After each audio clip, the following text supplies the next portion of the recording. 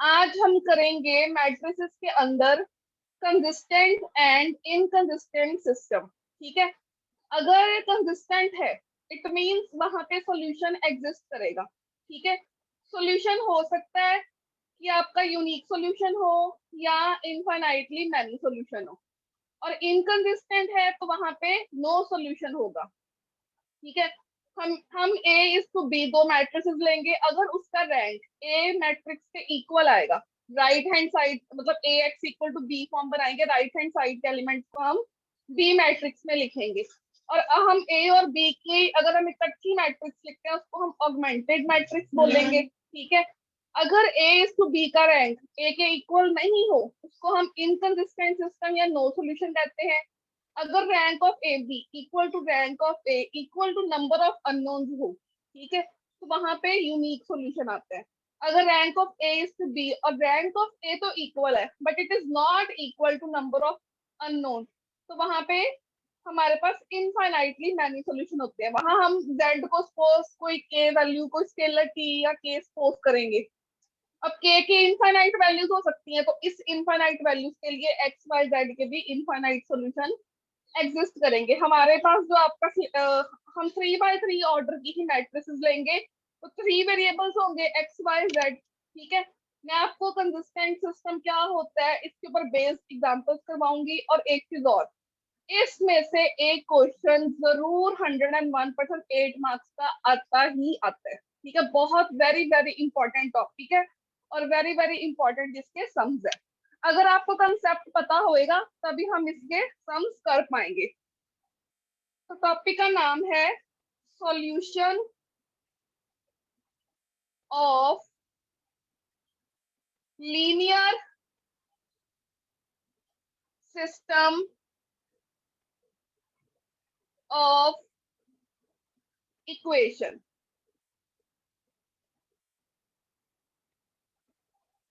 Linear का meaning होता है जिसके डिग्री 1 हो। हमें ऐसे गिवन होएगा A X plus B Y plus C Z equal to D. ये एक लीनियर इक्वेशन, जब मैं 3 लीनियर इक्वेशन गिवन होंगी उसको कैसे सॉल्व करना है वो हम इसमें डिस्कस करेंगे। Consider the equations. हम इक्वेशंस कंसिडर करते हैं। a1x plus b1y plus c1z equals to d1। Then a2x plus b2y plus c2z equals to d2।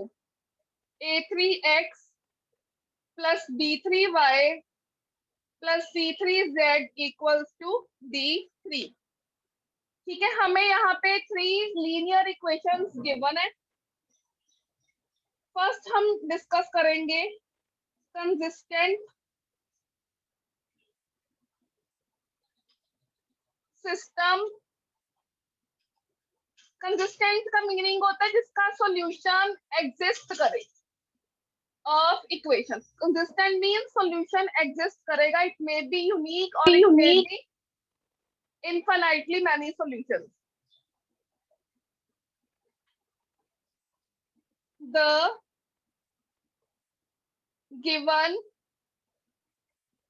linear system of equations is consistent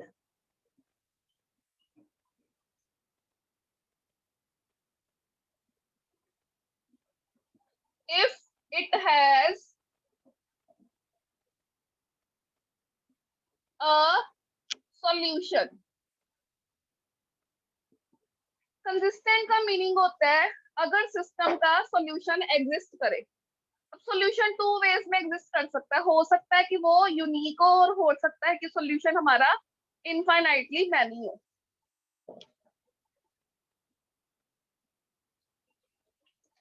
solution are of 2 types. 2 तरह के solutions होते हैं। First होता है unique solution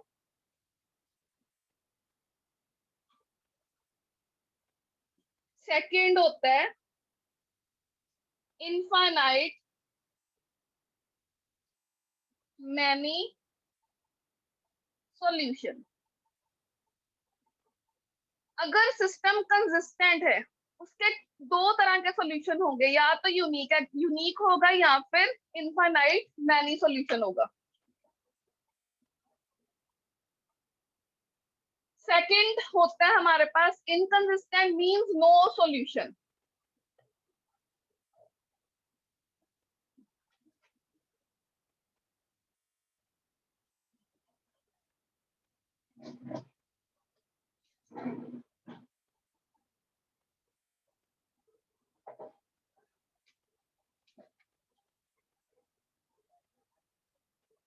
second है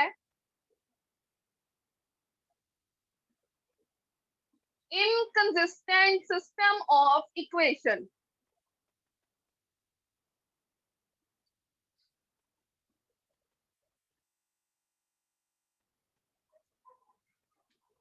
अब given system inconsistent कब होगा? द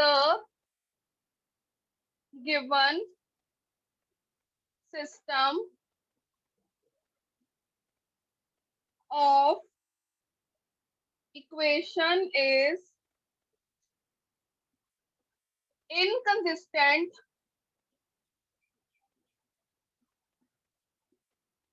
system of equation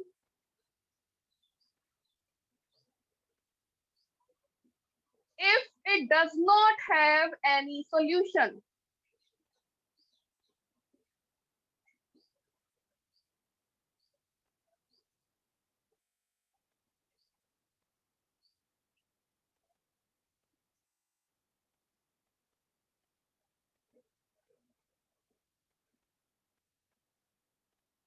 अब एक क्वेश्चन, कई बार आपसे वो क्वेश्चन पूछ सकता है, डू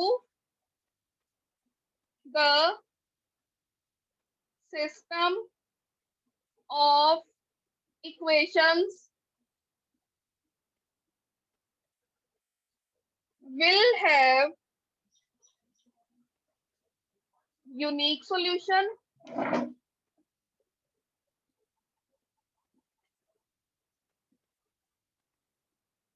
Infinite many solution?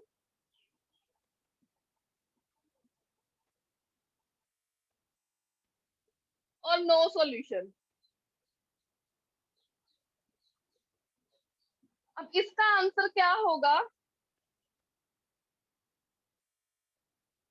अगर सिस्टम ऑफ इक्वेशन में right hand side non zero हो तो नॉन होमोजीनियस होता है। अगर इक्वेशंस की राइट हैंड साइड तीनों जीरो हो उसको हम होमोजीनियस बोलते हैं।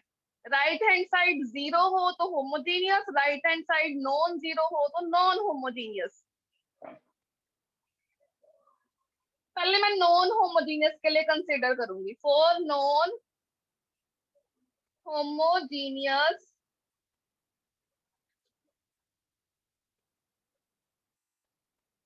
Consider the equations.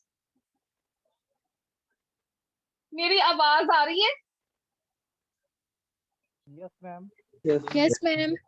Yes okay okay okay.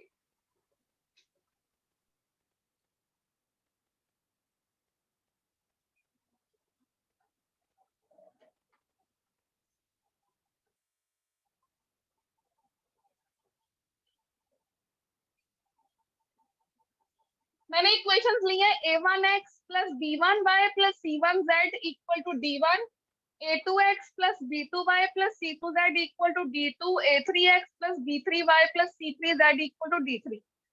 तीनों की right hand side non zero है, इसलिए ये नॉन होमोजीनियस सिस्टम है, नॉन होमोजीनियस है। अगर राइट हैंड साइड जीरो होती तो ये होमोजीनियस होता। अब देखो इसको हम कैसे डिस्कस करेंगे आगे कि कैसे होगा ये सिस्टम।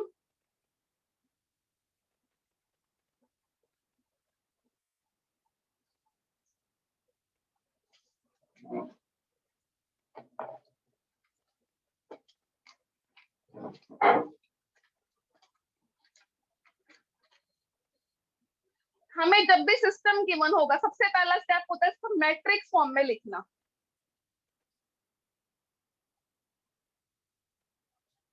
इन मैट्रिक्स फॉर्म,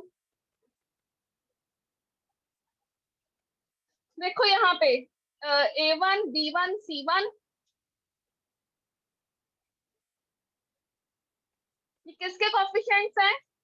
एक्स के। राइट हैंड साइड पे D1 है।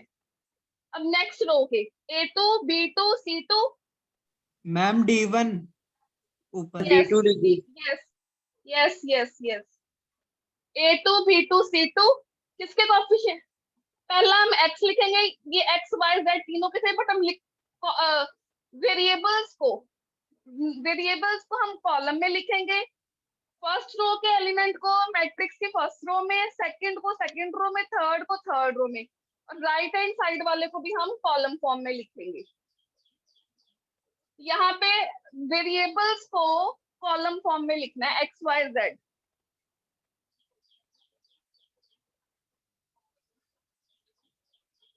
इसको हम खोलते कैसे हैं? A1x plus B1y plus C1z equal to D1, तो पहली इक्वेशन बन जाएगी। Then A2x plus B2y plus C2z equal to D2। Third वाला A3x plus B3y plus C3z equal to D3। जब भी आपने कंसिस्टेंट इनकंसिस्टेंट चेक करना है, हमेशा आपको एक 3 इक्वेशंस गिवन होंगी, हमेशा उसको आपने मैट्रिक्स फॉर्म में, फर्स्ट स्टेप है कि रिप्रेजेंट करना है, मैट्रिक्स फॉर्म में ही लिखना आपने। इसको हम बोलेंगे AX इक्वल टू B। पहले वाली मैट्रिक्स को A का नाम दिया, इसको हमने कैपिटल X, इसको हमने कैपिटल B। पहली मैट्रिक्स कैपिटल A, सेकंड वाली capital X equal to right hand side के एलिमेंट्स के साथ जो मैट्रिक्स बनी थी उसको हमने कैपिटल B का नाम दे दिया।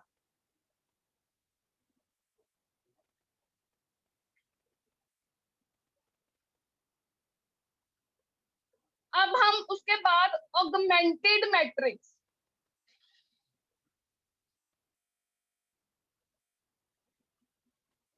अगर हम ऐसे लिखें A इज टू B, हम A मैट्रिक्स भी लिखें साथ में B मैट्रिक्स भी लिखें, तो उनको कंबाइंड बोलते हैं ऑगमेंटेड मैट्रिक्स। देखो कैसे लिखेंगे। A के एलिमेंट्स क्या थे? A1 B1 C1, और यहाँ पे साथ में B मैट्रिक्स ये D1, ठीक है। फिर सेकंड वाला A2 B2 C2, और इधर से B का second element D2, A3 B3 C3 और D3। A is to B जब भी हम कंबाइन लिखेंगे उसको हम बोलते हैं ऑगमेंटेड मैट्रिक्स। तो जब भी हमने कंसिस्टेंसी चेक करनी है या इनकंसिस्टेंट चेक करना है, हमेशा A इज टू B ही आपने लेके चलना है, ठीक है। पहले उसको मैट्रिक्स फॉर्म में लिखेंगे, फिर उसके बाद ऑगमेंटेड मैट्रिक्स का नेचर बिहेवियर ऑब्जर्व करेंगे। तो उसके लिए हम कुछ रैंक के ऊपर कुछ कंडीशंस चेक करेंगे। रैंक होती है नंबर ऑफ नॉन जीरो रोज। आपने मैट्रिक्स को अपर ट्रायंगुलर फॉर्म में बनाने की कोशिश करनी है, उसके बाद उस मैट्रिक्स की जितनी भी नंबर ऑफ नॉन जीरो रोज होंगी वो उसका रैंक होता है। If rank of A is to B equal to rank of A equals to number of unknown variables,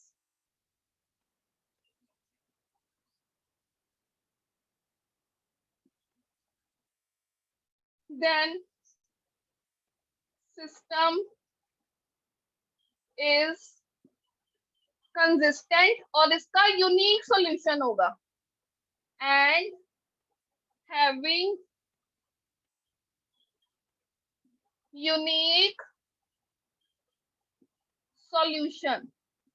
देखो अगर इस पूरे सिस्टम का रैंक और इस अकेली A मैट्रिक्स का रैंक, यहाँ तक A मैट्रिक्स आ जाएगी, इस पूरे का रैंक और इस A मैट्रिक्स का रैंक और वेरिएबल्स कितने हैं 1 2 3 के इक्वल आ जाए, ये दोनों ये दोनों इक्वल हो, और उसको हम क्या बोलते हैं, वहां पे इसका यूनिक सॉल्यूशन होगा। नेक्स्ट हमने यूनिक सॉल्यूशन देखा, अब हम देखेंगे इनफाइनाइट सॉल्यूशन और नो सॉल्यूशन के लिए क्या कंडीशन है।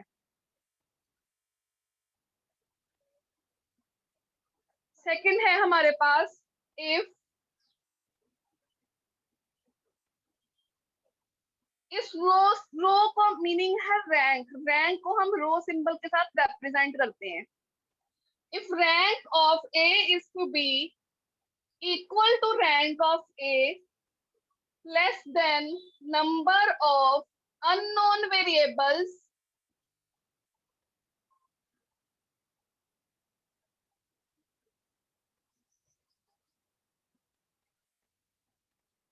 then system is consistent।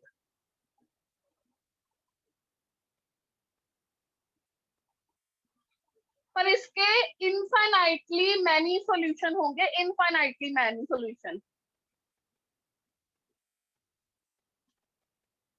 but having infinite many solutions, infinite many solution। Third होता है हमारे पास if rank of A is to be not equal to rank of A। जब ये इक्वल थे तो सॉल्यूशन एग्जिस्ट किया था, बट अगर ये इक्वल नहीं है तो नो सॉल्यूशन होगा, इनकंसिस्टेंट होगा। देन सिस्टम इज इनकंसिस्टेंट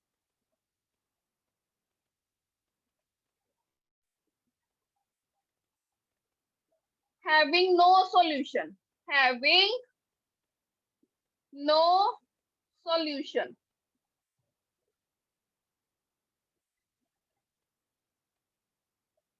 ये सब हमने डिस्कस किया नॉन होमोजेनियस के लिए, जहां राइट हैंड साइड एग्जिस्ट करती थी। कुछ कई बार आपको स्टेटमेंट वो गिवन होगी जहां राइट हैंड साइड 0 होगी, मींस वो होमोजेनियस होगा, तो वहां पे हम कैसे डिस्कस करेंगे। For homogeneous system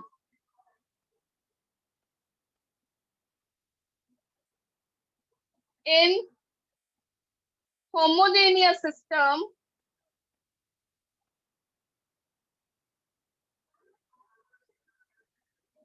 right hand side 0 होगा, मींस बी 0 होगा।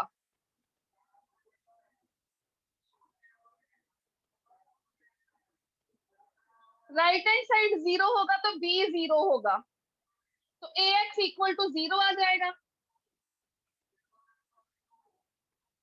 इसके हम तीनों केसेस वैसे ही डिस्कस करेंगे कि यूनिक सॉल्यूशन कब होगा, इनफाइनाइट कब होगा और नो सॉल्यूशन कब होगा। तो पहला केस है इफ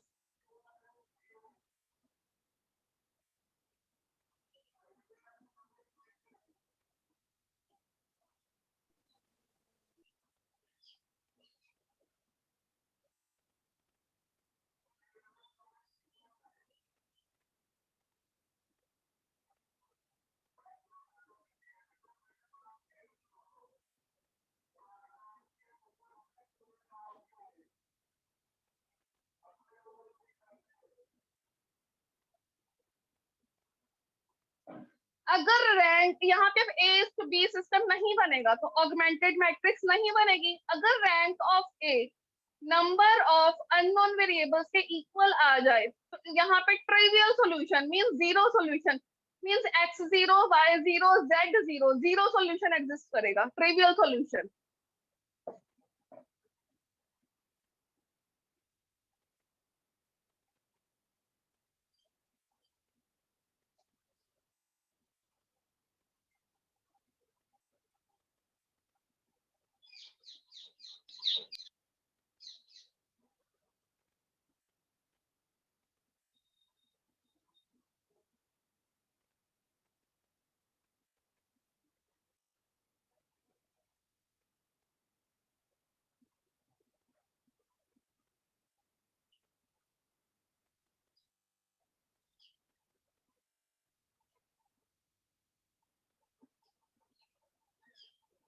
अगर rank of A less than number of unknown variable आ जाए, तो यहाँ पे non trivial means non zero solution होंगे, पर वो इनफाइनाइटली मैनी होंगे। ठीक है, तो क्या होएगा, इनफाइनाइटली मैनी सॉल्यूशन एग्जिस्ट करेंगे अगर rank of A less than number of unknown आ जाए तो।